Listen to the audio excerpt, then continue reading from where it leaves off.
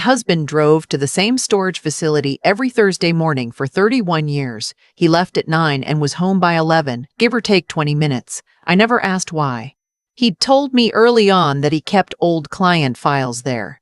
Arthur was an insurance adjuster for most of his career, meticulous to a fault, the kind of man who saved every receipt in labeled folders and color-coded the spice rack.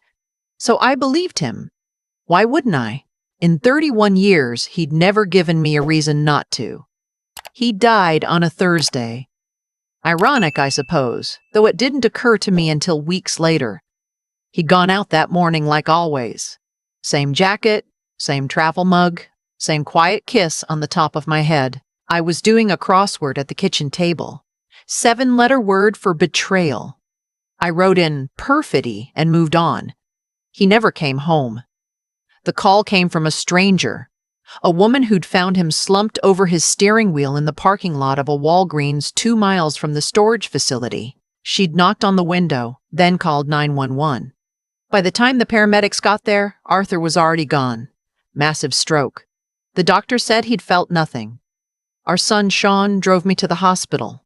I remember sitting in a plastic chair in the waiting room even though there was nothing to wait for, just sitting, hands folded in my lap, thinking about how I'd put a chicken in the slow cooker that morning and wondering if I should turn it off when I got home. The mind does strange things when it doesn't want to face something head-on. The funeral was on a Tuesday. 200 people came. Arthur had been a good man, or everyone believed he had been. I stood at the receiving line for 3 hours, shaking hands and accepting casseroles and nodding at the words, "He would have wanted it this way." I don't know what he would have wanted. I've come to realize I didn't know as much as I thought I did. The letter came 11 days after we buried him. It was from a place called Meridian Secure Storage. The envelope was plain, typed, no logo, but the letterhead inside was professional enough. It informed me that I was listed as the secondary account holder on Unit 114, that the annual lease had been paid through the following June, and that I should contact them at my earliest convenience to arrange continued access or closure. Unit 114. I didn't know we had a storage unit. Arthur had mentioned storage once or twice over the years, but always vaguely, always in the context of old work stuff. I'd never been there. I'd never had a reason to go. I set the letter on the counter next to the slow cooker and stood there for a long time. My daughter, Dana, was the one who finally said what I hadn't let myself think yet. She'd come over to help me go through Arthur's desk. She was practical that way. Always the one who handled logistics while Sean handled feelings, and when I showed her the letter, she read it twice, put it down carefully, and said, "Mom, what else didn't we know about?" I didn't answer because I didn't have one. I called Meridian the next morning. The man on the phone confirmed the account, confirmed my name, confirmed Unit 114 was paid through the following June. He was professionally pleasant, the way people are when they're being careful not to say anything that will come back to them later. I could come in any time during business hours. Did I have my account number? No. He looked it up. He'd have a temporary access code waiting for me at the front desk. I went that Saturday alone. Dana had offered to come. Sean had offered to come. I said no to both of them. I needed to see whatever was in that unit without anyone watching my face. Meridian Secure Storage was a beige concrete building off the interstate. The kind of place you pass 100 times without noticing. Climate controlled, the sign said. The man at the desk was young, maybe 25, with a name tag that said, Kyle. He handed me the access code without ceremony and pointed me down a long corridor painted the color of old mustard. Unit 114 was near the end. The padlock code Arthur had set was our wedding anniversary, May 19. Of course it was. That made it worse somehow. The unit was bigger than I'd expected, about the size of a small bedroom, and it was not full of old client files. There were filing cabinets, 4 of them, gray, military-looking, locked, a folding table along one wall, a desk lamp plugged into a power strip, a small space heater, the cord coiled neatly on top, and boxes, maybe 30 of them, uniform brown, labeled in Arthur's handwriting, stacked with characteristic precision.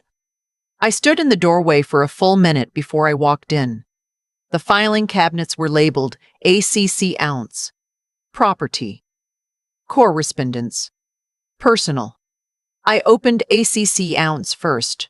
Inside were statements for 3 bank accounts I had never seen. Not our joint checking, not our joint savings, not the retirement account we discussed every year at our anniversary dinner like a kind of financial ritual.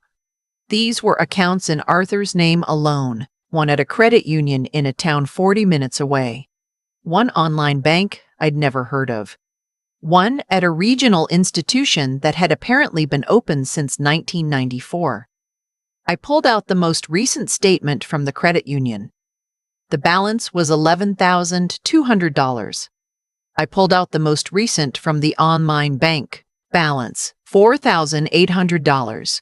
The regional institution statement was from 8 months ago, the most recent in the file. That one had a balance of $212. 3 accounts, roughly $16,000 total. That in itself wasn't catastrophic, strange, yes. Unexplained, yes, but not catastrophic. Strange, yes. Unexplained, yes, but not catastrophic. What was catastrophic was the second drawer, investment accounts. Not our investment accounts. His. I sat down on the concrete floor. There was no chair. I just sat down, back against the filing cabinet, and read for 45 minutes. Arthur had been trading individual stocks for over 2 decades, independently without telling me. Some of it had gone well in the early years. I could see that in the statements. Modest gains, reasonable diversification. But starting about 8 years ago, the pattern changed. The trades got larger, riskier, more erratic. A tech company that collapsed. A pharmaceutical venture that never made it to market. A fund that had apparently been fraudulent and was now the subject of ongoing litigation. He'd lost, by my rough calculations, sitting on that floor, somewhere between $180,000 and $200,000. That was before I opened the property cabinet. There were 2 mortgages on our house. We paid off the original in 2019. I remembered the dinner we'd gone out to that night, the bottle of wine Arthur had ordered, the little speech he'd made about finally being free and clear. The speech had been a lie. He'd taken out a home equity loan the year before, $95,000, and a second one 3 years before that for $60,000. Both in his name only, both secured against the house we'd paid off. I read the paperwork 3 times. My name was not on the loans. He'd signed for them alone. I didn't know that was possible, but apparently, with enough financial history in your own name, it is. The total remaining balance across both loans was $112,000. I didn't cry. I want to be clear about that because people expect you to cry at moments like this, and I've been asked about it since. I didn't cry. What happened instead was stranger. The inside of my chest went very quiet, the way a house goes quiet when the heat kicks off and you suddenly notice how much noise it had been making all along. I stayed in that storage unit for 2.5 hours. The correspondence cabinet was worse in a different way. Not financially worse. Personally worse. There were letters, 30 years of letters, in chronological order, from a woman in Reno, Nevada whose first name was printed on the return address labels and whom I will not name here because she's a private person and what she did with my husband is, in the end, between them and whatever accounting happens after we die. The correspondence started in 1993. The year Arthur went to a conference in Nevada and came home with a new tie and, apparently, something else. The letters stopped in 2019. I don't know why. I didn't read all of them. I read enough. At the bottom of the personal cabinet was an envelope with my name on it. Irene. Arthur's handwriting. Same careful block letters he used for everything. My hands were steady when I opened it. I'd gone past the point where my hands would shake. Irene, if you found this, I've been a coward for 31 years. I kept telling myself I'd fix it before you ever had to know. The money, the loans, all of it. I thought I had more time. I thought I was smarter than I turned out to be. I'm not going to make excuses. I know what I did. I know what it will cost you. I am sorry. That's all I have left to give you, and I know it isn't enough. Arthur. I folded the letter. I put it in my purse. I repacked every folder exactly as I'd found it, closed every cabinet, turned off the desk lamp, and walked out. Kyle at the front desk asked if I needed anything. I told him I needed the name of a notary and a good copying service. He pointed me to a UPS store 2 blocks down. I called Dana from the parking lot. Not Sean. Sean would have come undone, and I needed someone functional. Dana answered on the second ring. I said, I need you to come to an address I'm going to text you. Bring nothing. Just come. She was there in 40 minutes. She didn't say anything for a long time after I walked her through it. Dana is not a woman who speaks before she's ready. She stood in the middle of that storage unit with her arms crossed, reading the investment statements, then the loan documents, then turning to look at the labeled boxes still stacked against the wall. We need to know what's in those boxes, she finally said. We spent 3 hours going through them. Client files. Yes. Decades of insurance work, meticulously organized. But in the last 12 boxes, filed under a label that said simply MISC, were the real records. Brokerage confirmations. Wire transfer records. The paper trail of a man who had been conducting a second financial life from a climate-controlled storage unit off the interstate for 30 years.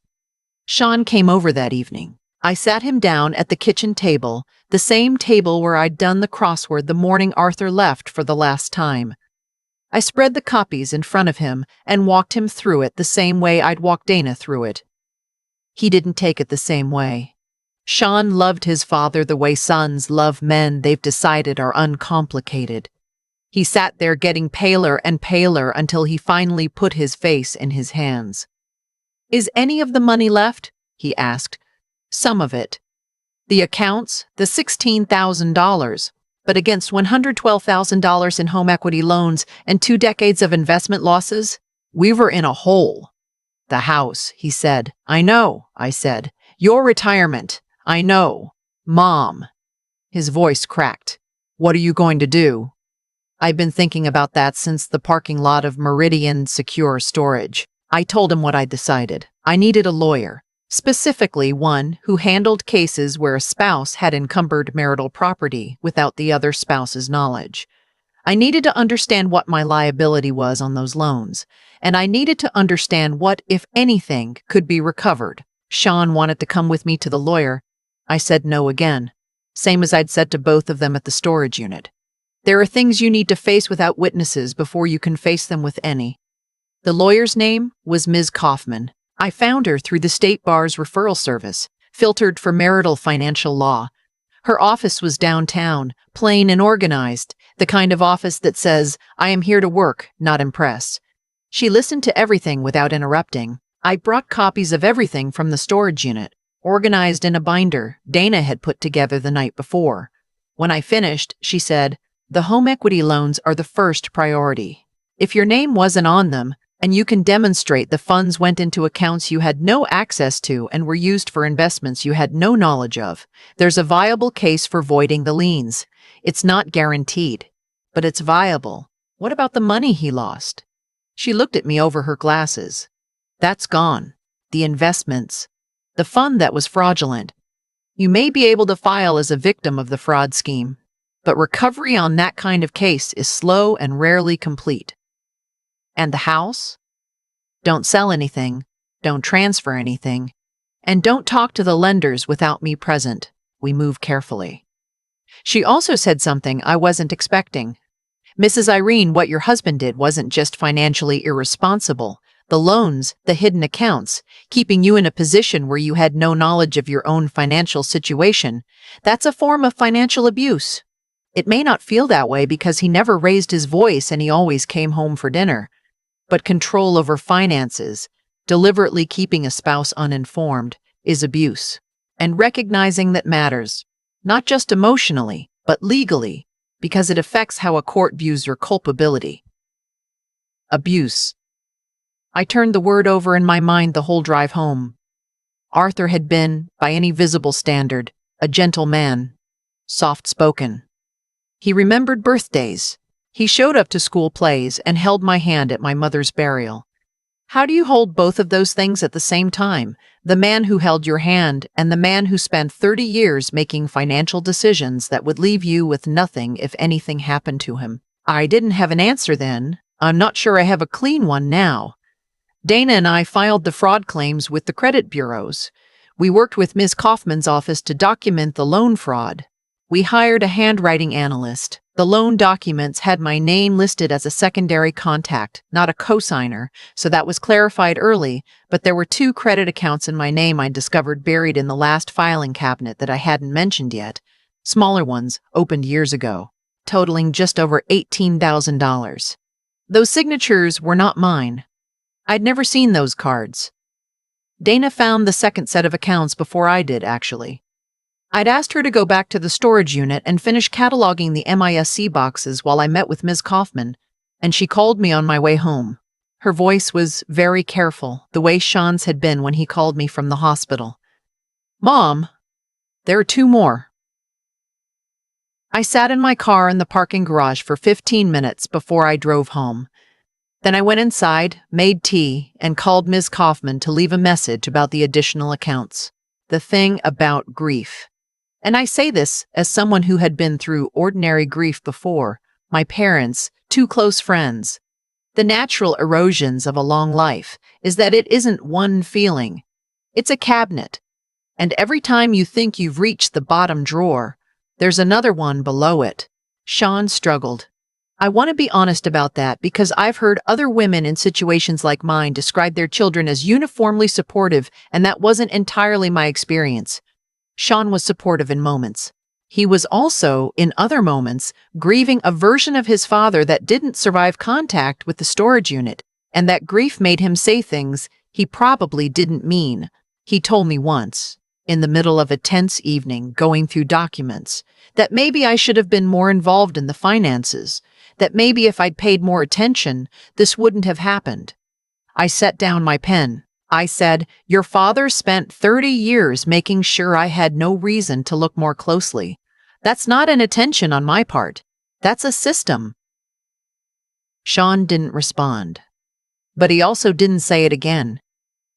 Dana was my steadiness through all of it. She came over 3 times a week, brought food she knew I'd actually eat, sat with me through meetings and phone calls. One evening, after a particularly long session going through bank records, she looked up from her laptop and said, "I need to tell you something." I waited. About 4 years ago, Dad called me about an investment. Some kind of renewable energy fund. He said it was solid, that he'd already put money in and was seeing returns, and he wanted to know if I and my husband wanted to get in early. She paused. He needed $30,000. My stomach went cold. We almost did it. My husband thought we should. But I'd just read something about that particular type of fund structure, and I thought the numbers didn't add up. So I said no. She looked at me. I thought Dad was just being Dad, always looking for the angle, always convinced he knew something the market didn't. I didn't think about it as anything more than that. I reached across the table and took her hand. He was already in trouble, I said. I think so, and I think he was trying to use our money to cover a loss. If I'd said yes, we'd have lost it too. We sat with that for a while. The case with the lenders took 8 months. There were depositions, document requests, and a courtroom appearance in November that I'd spent 3 months dreading. Dana came with me. Sean came too, which mattered more than I'd let myself admit beforehand. The lender's attorney made the argument you'd expect, that I'd benefited from the marriage, that I'd lived in the home, that spousal knowledge could be implied. Ms. Kaufman dismantled it methodically. The separate accounts, the documented pattern of financial concealment, Arthur's own letter. She showed 30 years of tax returns in which the home equity debt appeared nowhere because Arthur had filed our taxes himself and never disclosed it to me. The judge, a woman in her early 60s, Judge Whitmore, whose face I will not soon forget, looked over her reading glasses at me when I was on the stand and asked me directly, "In 31 years of marriage, did you ever sign any documents related to these loans?" "No." Your Honor, did you ever receive any funds from these loans? No, Your Honor. Were you aware that these loans existed? I looked back at her. I was not. I found out the same way I imagine you're finding out now, by reading the documents. There was a pause in the courtroom. Someone coughed. The judge made a note. She ruled for me 3 weeks later. The liens were voided. The house was mine. I didn't celebrate. I sat in my car in the courthouse parking lot and thought about the chicken in the slow cooker on the day Arthur died, and about the crossword clue, 7 letters for betrayal, and about 31 years of a Thursday morning routine I'd never questioned. Then I drove home. The job came out of necessity, not preference. I was 63. I had not worked full-time since our youngest started elementary school, though I'd done part-time work at our church's administrative office for years. I had no delusions about my marketability, but I had no illusions about the alternative either. The legal fees had been substantial, the $16,000 from Arthur's accounts mostly gone, and the retirement fund, once I'd finally gotten full access to the records, was less than a third of what Arthur had told me it was. I applied to 12 places: a florist, 2 libraries, a furniture consignment shop, a visitor center, a small nonprofit that did literacy work with adults. The nonprofit called me first. The director, a woman named Agnes, who was maybe 10 years older than me and had the kind of energy that makes you tired just watching, looked at my resume for exactly 30 seconds and then put it face down on her desk. "Tell me something the resume doesn't say," she said. I told her about the storage unit, about the financial abuse, about the 8 months of legal proceedings and what I'd learned in them. She picked the resume back up. "When can you start?" I work 20 hours a week helping adults learn to read financial documents, bank statements, lease agreements, loan disclosures, the specific, practical skill of understanding what you are signing before you sign it. I was not a trained financial counselor. I was a woman who had learned, at 63, what a lien looked like, and what a home equity disclosure meant, and why you should always know what accounts exist in your name. It turned out I had something to teach. Sean came around slowly. It wasn't a single conversation or a single revelation. It was a gradual wearing down of the story he'd needed his father to be. He started asking me questions. Real ones, not defensive ones. What had Arthur's childhood been like, did I think? What had made him the way he was? Was there something that could have been different? I didn't have answers for all of it. I told him what I knew. His father had grown up in a house where money was a source of shame, where financial failure meant personal failure, where you didn't talk about losses, you fixed them or you hid them. That didn't excuse anything, but it explained something about why a man could spend 30 years choosing silence over honesty. "Did you ever suspect?" Sean asked me once. We were sitting on the back porch late in the summer, a year after Arthur died. I thought about that honestly. There were moments, I said. Small things. He'd get tense in January. I always assumed it was just post-holiday stress. He'd be gone longer than usual on Thursday mornings sometimes, and he'd come home quiet. I thought it was work. I thought I knew what his work stress looked like. But you didn't look more closely. No. Why not? I sat with that for a moment, because looking more closely felt like not trusting him. And I had decided, a long time ago, that trusting him was how I showed love. I thought that was what a good marriage looked like. I paused. I was wrong about that. Trust isn't the same as willful blindness. I wish someone had told me that 30 years ago. There is a woman who comes to our Thursday evening sessions at the nonprofit. We started a small financial literacy group for women over 50, which Agnes let me run out of the back conference room, who reminds me of who I was. She defers. She nods when her husband's name comes up, says he handles all of that, says he's always taken good care of them.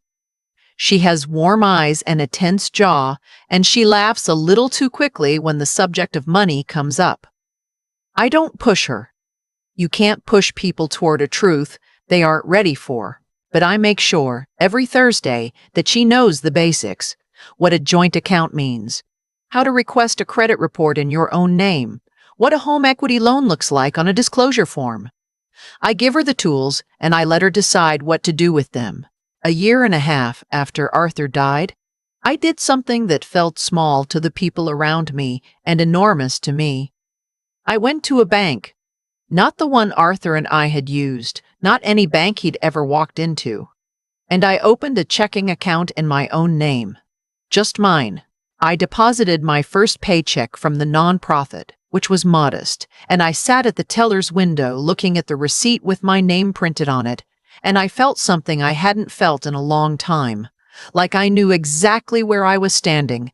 I still live in the same house. I planted new rose bushes last spring along the back fence, something I'd wanted to do for years, and Arthur had kept vetoing because he didn't want to deal with the thorns.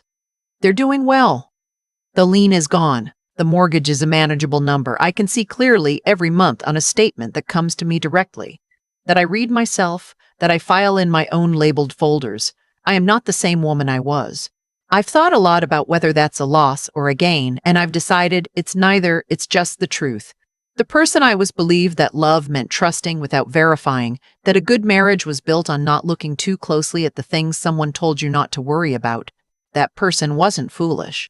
She was doing what she'd been taught, but this person, the one who reads her own statements and runs a Thursday night group and has rose bushes Arthur never wanted, she knows something that woman didn't.